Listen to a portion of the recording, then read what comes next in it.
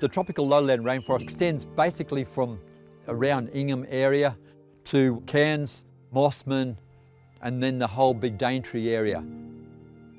We call it lowland rainforest because it's in the coastal areas that extend up to maybe 100 metres altitude. A lot of what's left is on private land. That which is in public land may well be protected as national park or council reserve, but there are so many areas that are really important that are still actually on private land and have no real protection whatsoever. That this is a really good example of lowland rainforest where you've got all the different species, more than 20 species of trees in this immediate vicinity here, and all the different life forms. You've got the ground covers like the Boenia cycads. You've got the fungi on the ground. You've got the little seedling trees coming up. You've got the sub-canopy here waiting for a bit of light so that they can get up into the canopy.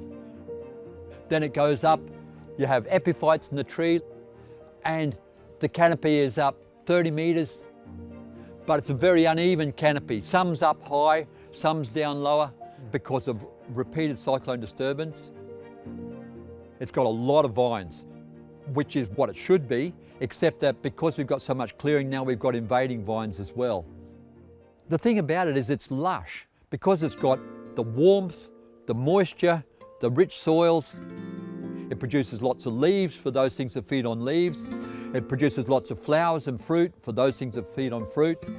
Things like cassowaries and striped possums, they depend on this sort of forest because they need the food all year round. There are also animals that move into here because of the seasonality of the fruiting. That's not even counting all the different types of insects that live here. Our elders lived in the rainforest here, and they lived along waterways, and they lived, wherever they could have the food trees and that.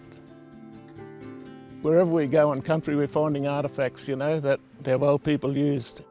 It's important to us all over our country on how we look after the rainforest, being traditional custodians. If we want to have a better country to live in, I think we've all got to start looking after country together, whoever we are. Lowland rainforest is listed now as a threatened ecological community.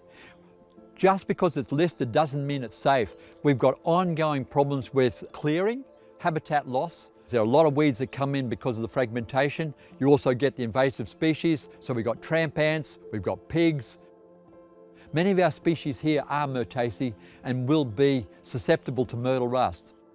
We've got a real potential issue with increased fire. Rainforest does not like fire. So in our discussions with the lowland rainforest stakeholders, a real common message was the weeds. One of the projects we've funded is for Mamu Rangers who are working with Cassowary Coast Council in a scenic reserve which is overtaken by African tulip. So expert knowledge about what's the best way to treat this African tulip.